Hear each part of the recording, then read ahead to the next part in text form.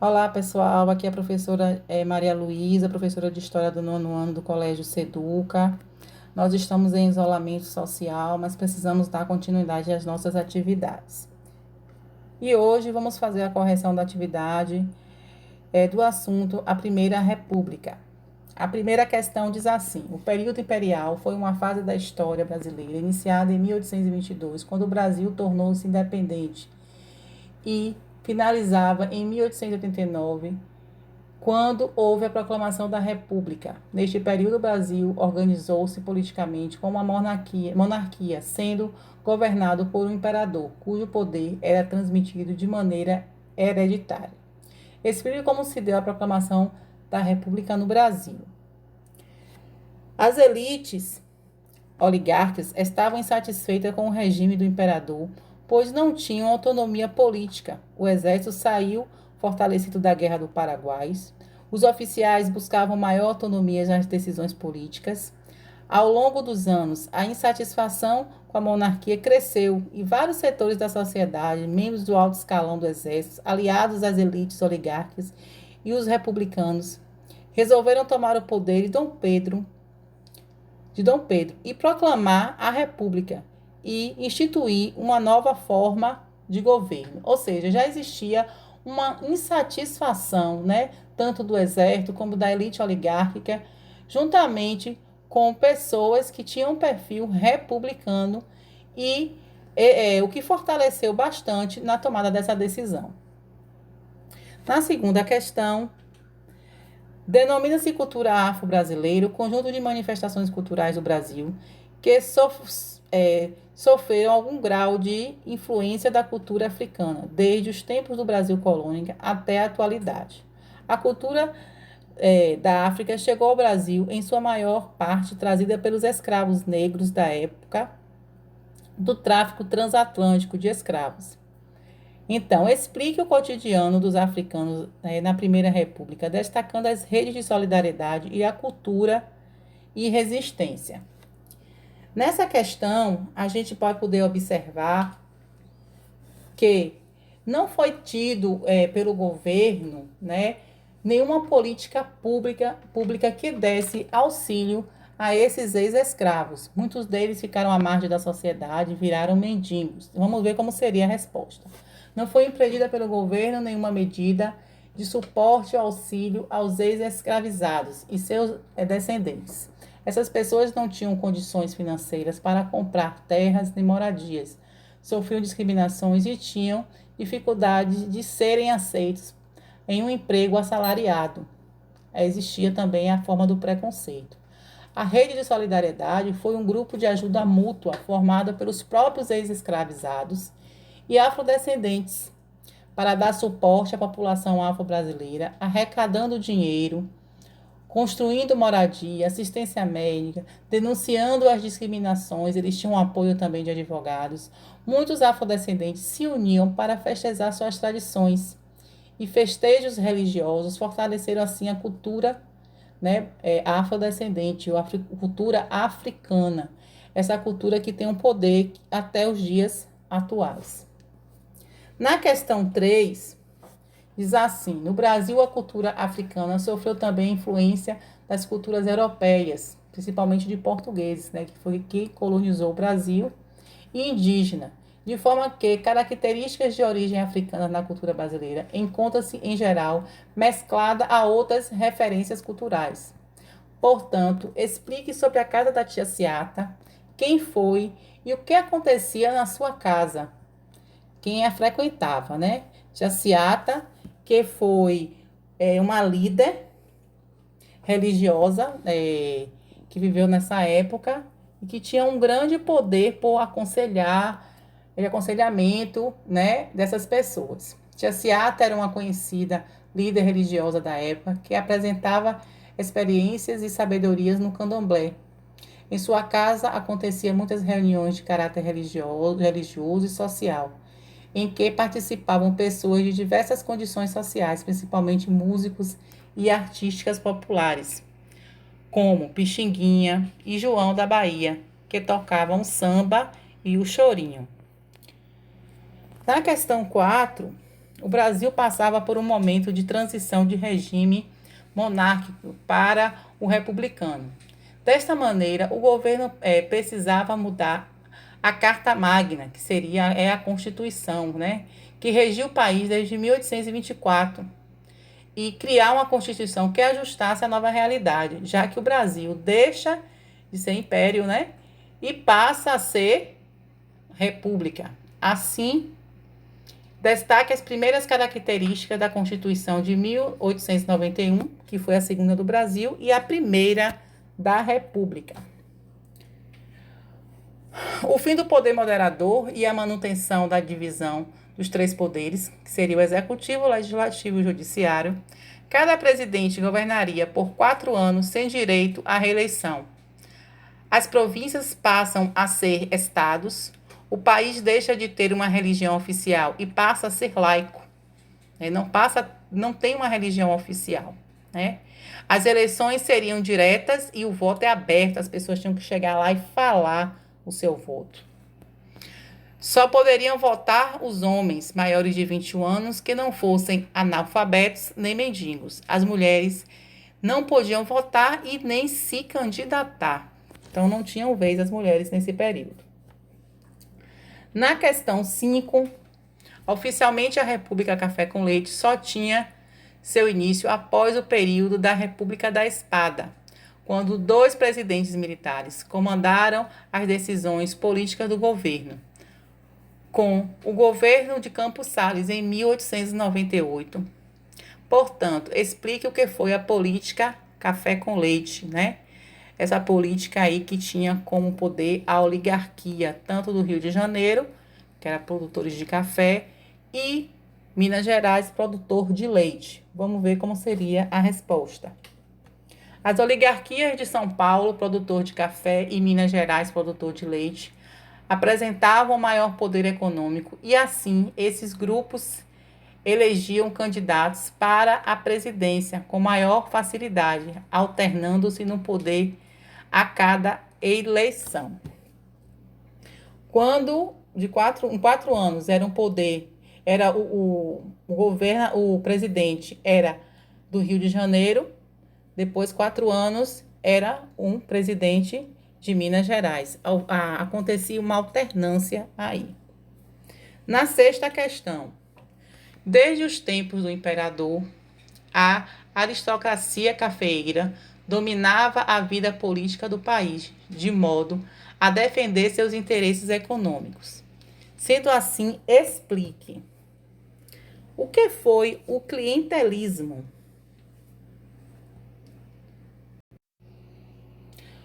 Uma prática de troca de favores impostas por coronéis que favoreciam pequenos favores à população local, impondo com isso que votassem em seus candidatos políticos. Ou seja, era uma troca de favores, né? Que os coronéis impunham às pessoas que viviam na sua comunidade. Explique o que é o voto de cabresto. Os coronéis usavam seu poder local para manipular as eleições, ameaçavam e oprimiam a população para que votassem nos candidatos apoiados por eles. Lembrando que esse voto era um voto aberto, falado. Então, eles tinham como saber se a pessoa votava ou não naquele candidato que ele impunha. E quem não votasse sofria até castigos. Na questão 7, o período da história republicana do Brasil, envolto da República Oligárquica, foi marcado por tentativas de reurbanização modernizadora de algumas cidades. O caso mais notório foi a reurbanização do Rio de Janeiro, ocasionada na última década, no século XIX e nas primeiras do século XX. Sendo assim, explique o que foi o bota abaixo, né? Um período da história aí em que o Brasil, quando ele sai, né, de império e vai para ser república, ele quer seguir para padrões europeus, né? E as ruas das cidades, elas se encontravam até muito sujas, né? Com prédios antigos, pessoas vivendo amontoadas e o que eles queriam seguir, né? Reurbanizar um modelo europeu. Sendo assim, o Bota Abaixo foi uma medida adotada pelo presidente Rodrigo Alves, que tinha como objetivo de derrubar cortiços e construções antigas para melhorar o tráfego da cidade do Rio de Janeiro. As pessoas foram expulsas de modo autoritário, com policial, com força policial, sem nenhuma indenização do governo, gerando grande satisfação da população. Ou seja, essas pessoas saíram de suas casas, né, foram jogadas na rua, sem o governo indenizar. Foi a partir daí que elas começaram a se amontoar, dando início, né, às favelas. Na questão 8, nas ações de saneamento básico no Brasil, República, fazia-se necessário na sociedade erradicar diversas epidemias decorrentes da má qualidade sanitária da cidade, principalmente na região central. Sendo assim, explique o que foi a revolta das vacinas, né? Com essa reurbanização que eles queriam, justamente por isso, porque existia muito lixo na cidade. Esse lixo, eles traziam doenças, né, para as pessoas. E a revolta da vacina foi uma revolta popular ocorrida na cidade do Rio de Janeiro entre os dias 10 e 16 de novembro de 1904. A principal causa foi a campanha de vacinação obrigatória contra a varíola, realizada pelo governo brasileiro e comandada pelo médico sanitarista Dr. Oswaldo Cruz. A grande maioria da população, formada por pessoas pobres e desinformadas, não conheciam o funcionamento da vacina e seus efeitos positivos. Então, o que aconteceu? As pessoas, por não conhecer e por já ter sofrido, né, o bota abaixo, né, já terem saído de suas casas, né, até a oposição do governo, eles faziam campanha contra a vacina, o que revoltou a população. E por a vacina ser obrigatória, né, as pessoas tinham que ser, eram obrigadas com força até policial a tomar essas vacinas.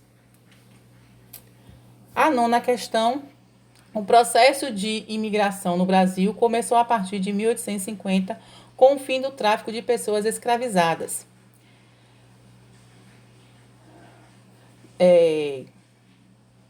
Querendo apagar a herança escravocrata brasileira, o governo passou a estimular a entrada de imigrantes.